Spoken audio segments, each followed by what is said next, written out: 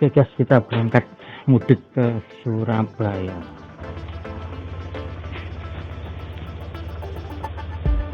Perjalanan kita akan melalui rute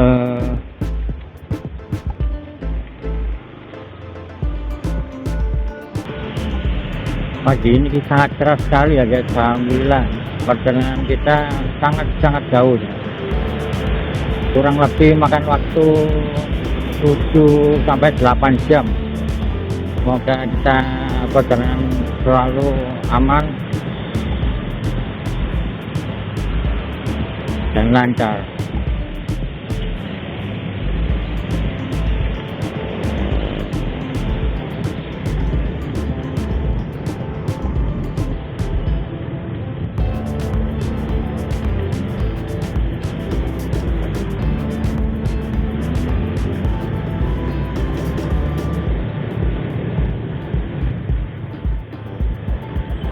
Oke guys, kita dalam perjalanan ini kita sangat lama sehingga sangat membosankan kalau kita enggak. Perjalanan ini dari kota Solo menuju ke kota Surabaya ya guys. Dimana tempat kerja saya itu di Solo dan tinggal saya itu di Surabaya. Oh ya guys, ngomong-ngomong, kita akan berbincang-bincang masalah apa ya, kita sebagai anak muda itu sebentar, kalau saya umurnya sih sudah tua sih guys ya, sudah hampir 60 tahun. Di tahun 2006 itu umur saya sudah 60 tahun guys. Cuman ya semangat ya, kita cari rezeki tetap semangat.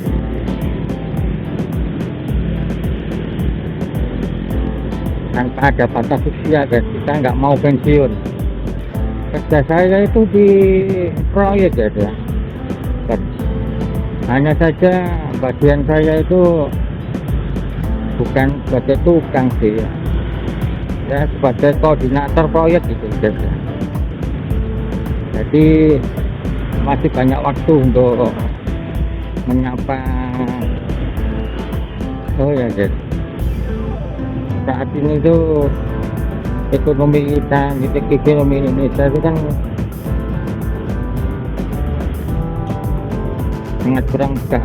sangat gak baik-baik saja gitu guys ya. Dimana kita dituntut untuk selalu kreatif, kita dituntut untuk selalu mencari peluang-peluang baru agar kehidupan kita itu semakin tambah ilmu, semakin tambah rezeki gitu ya gitu.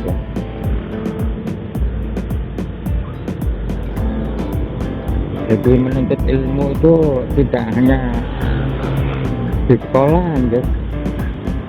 Menuntut ilmu itu banyak peluang sekarang, banyak tempat ya, terutama di internet. Jadi seolah-olah gerbang ilmu itu sudah terbuka gitu.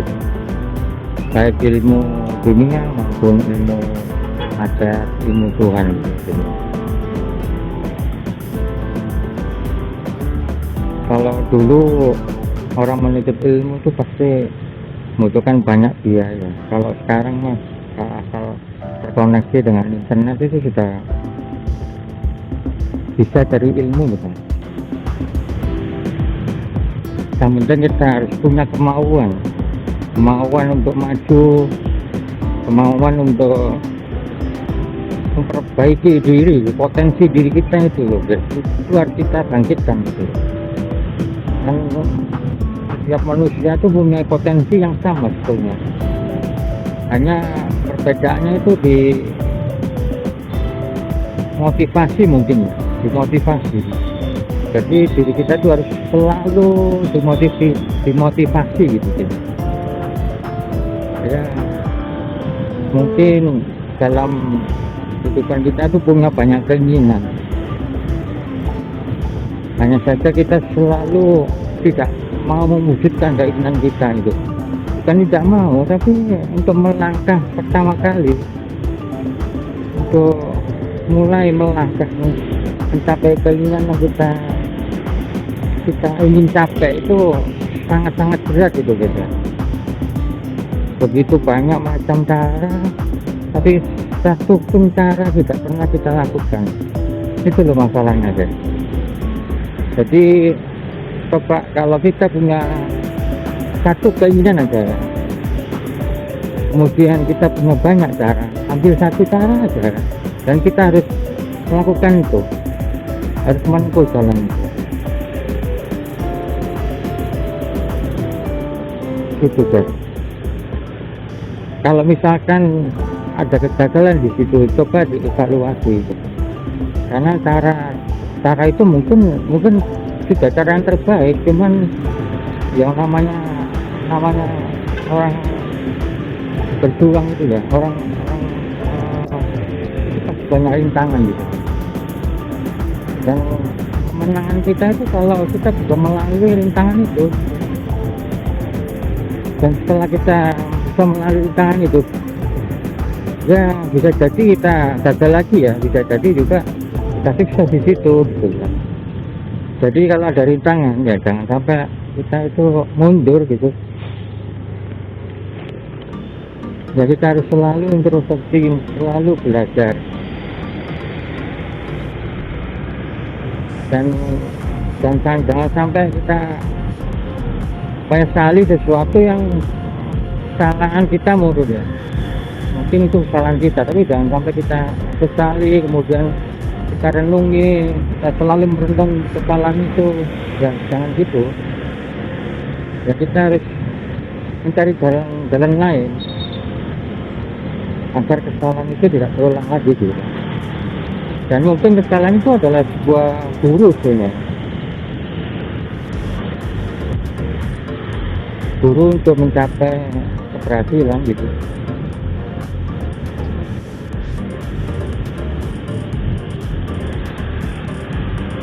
Dan satu lagi ya guys ya, jadi kalau misalkan kita ada buntu gitu ya, buntu bener jalan yang kita tempuh itu benar-benar sudah seperti gagal banget gitu ya, sehingga kita harus cari jalan keluar lagi untuk menutupi kesalahan yang kita lakukan tadi. Nah, satu hal yang perlu saya sampaikan ya, jangan sampai kita menutupi kesalahan kita. Mungkin kita rugi gitu ya dalam hal materi gitu ya.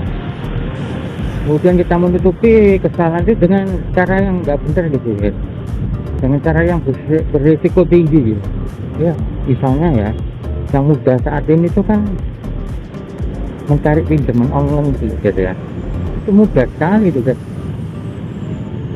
Kalau kita nggak pernah pinjam aja, kita punya KTP, punya rekening bank, punya itu aja sebenarnya sudah bisa cari duit guys. Cari pinjaman online itu. Nah itu jangan sampai dilakukan kalau bisa loh guys. Kalau bisa.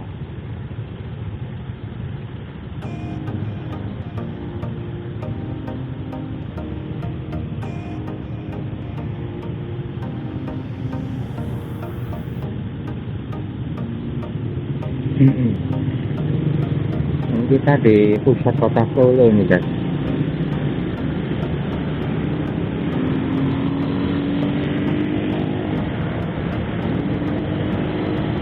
Ini jalan di Solo itu panjang-panjang guys. Jadi jalan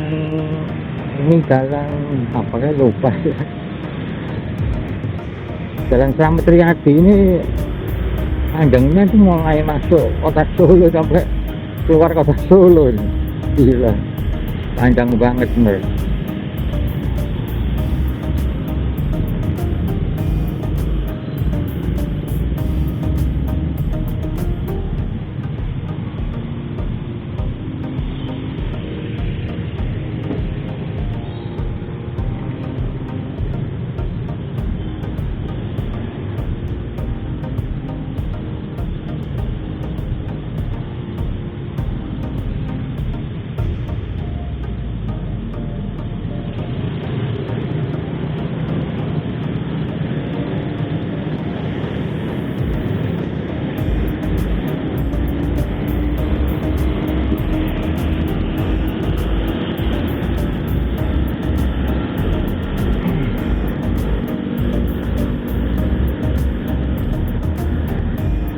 Ya, sampai mana tadi guys ya?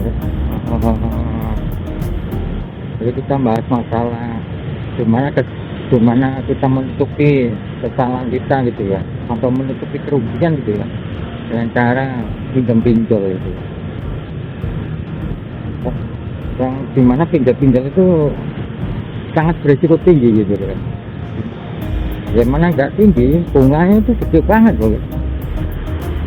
Kalau misalkan kita punya uang ya, punya modal katakan 1 juta gitu, kita cari keuntungan 5% gitu ya, sulit loh sekarang itu guys. Kalau kita usaha dengan modal 1 juta aja jalan aja, apa yang kita lakukan itu, atau kita usahakan itu, atau kita jualan gitu katakan ya, jualan dengan modal 1 juta itu kalau laku aja kan untung nih, itu sudah keuntungan sebenarnya. Apalagi dengan nilai ada keuntungan gitu ya, apalagi ada keuntungan dalam misalkan 5% gitu kan, itu sebenarnya sudah bagus tuh. Karena untuk mulai usaha itu modal pertama itu yang sangat berisiko gitu. Kalau misalkan kita modal kemudian nggak laku, itu kan kita cari modal lagi yang lain gitu. Gitu guys. Nah kalau misalkan kita pinjam online ya, pinjam online yang paling murah bunganya itu ya kredito itu guys. Itu kalau misalkan kita dapat fasilitas pinjaman gitu ya, pinjol itu ya, kalau kita belanja sekarang gitu ya, misalkan harga barangnya itu 1 juta gitu, itu bunganya per bulan tuh 6-7% itu ya, 6-7% gitu. Dan itu pun kalau kamu nggak bisa bayar bulan berikutnya, itu ada denda guys. Dendanya itu bukan denda bulanan loh guys, itu dendanya itu denda harian loh. Jadi kalau misalkan nih kita pinjam uang gitu ya, dipinjam kemudian kita gagal ya, kita cari uang lagi buat bayarin utang itu gitu. Kalau enggak, kita nggak bisa, namanya ntar bulan depan aja itu nggak punya duit, kita bayar gitu ya. Berjalan nih, dendanya berjalan, bunganya berjalan gitu kan. Jadi kamu nanti akan bisa gali lubang itu lubang ya, sangat berat gitu loh. Makanya kalau seberat apapun ya kerugian yang kita alami itu ya, jangan sampai pinjol ya. Ya kecuali kalau kita memang kita pinjol kemudian kita bayar, itu kasihan gitu ya. Sebagai bantuan gitu ya, bantu pemerintah gitu ya. itu ya memang berisiko, bukan di kamu sebenarnya gitu.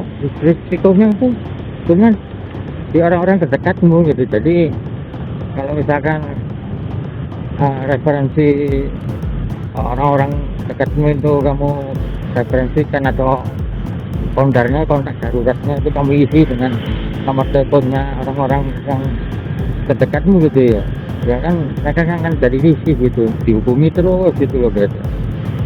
Itu kan berdampak kepada hubunganmu ke orang itu gitu.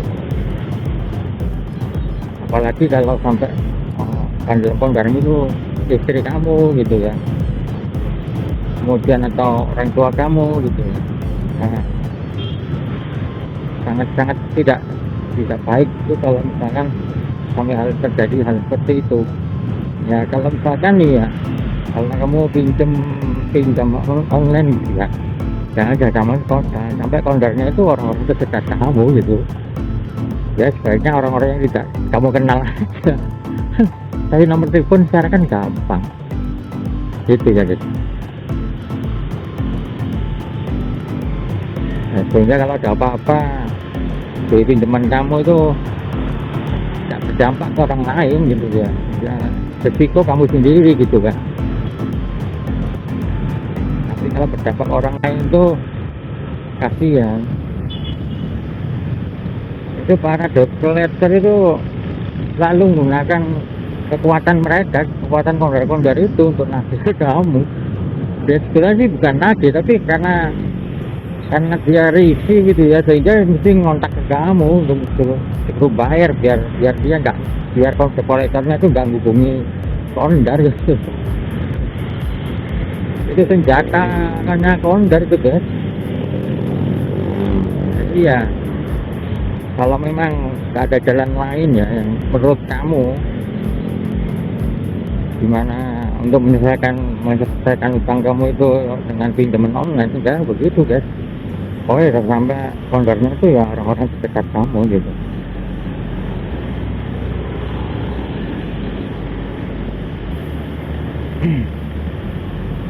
Kasih nomor sembarangan aja.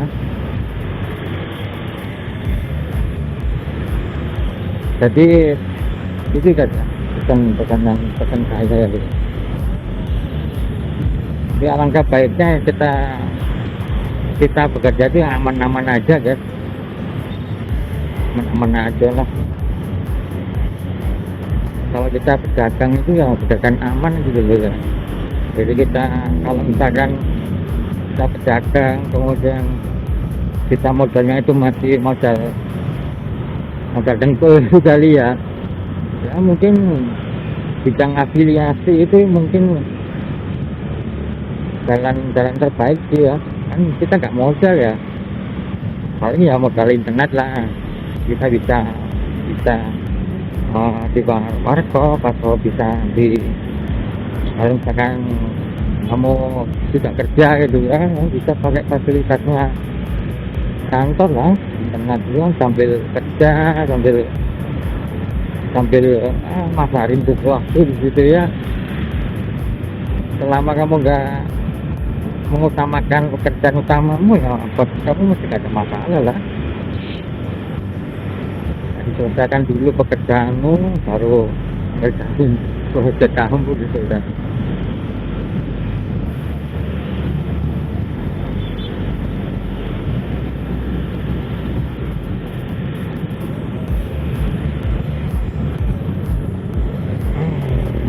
Oke guys, gitu ya guys ya. Apalagi ya, kita sharing aja deh. Kalau pengalamanku ya, pengalaman ini kan aku juga yang namanya asam dan garam itu sudah campur baur lah ya. Yang namanya kerja baik kerja buruk itu sudah pernah aku lakukan gitu ya. Jadi ya kalau bisa ya nggak ada orang lain lagi lah yang mengerjakan pekerjaan nggak baik gitu ya. Semua orang sebaiknya itu ya kerja baik aja gitu ya. Karena pekerjaan nggak baik itu sebetulnya lebih sulit aja ya. Sebenarnya lebih sulit, bukan lebih mudah. Pekerjaan nggak baik itu sebenarnya lebih sulit.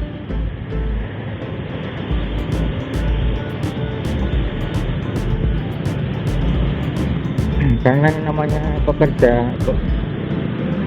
dengan cara yang nggak baik itu biasanya kan menabrak aturan. Jadi seolah-olah kita buat aturan sendiri gitu ya. Kan jadi rumit kan. Nah kalau misalkan kita bekerja baik, berarti kan kita mesti ngikuti aturan yang ada gitu ya. Kan tinggal ngikuti aja kan lebih mudah kan. Daripada kita membuat aturan sendiri. Ya itu loh guys, logikanya ya.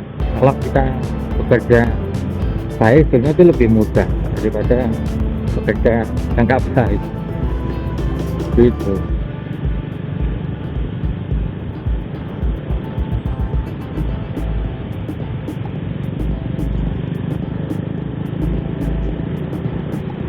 Oke, kita sudah mau meninggalkan kota Solo ya guys, mana tanda batas dari kota Solo itu adalah jembatan yang melintasi sungai Solo, sungai Bengawan Solo itu ya guys. Oke, sampai jumpa di videoku berikutnya. Jangan lupa subscribe, comment, and share ya guys. Selamat pagi guys.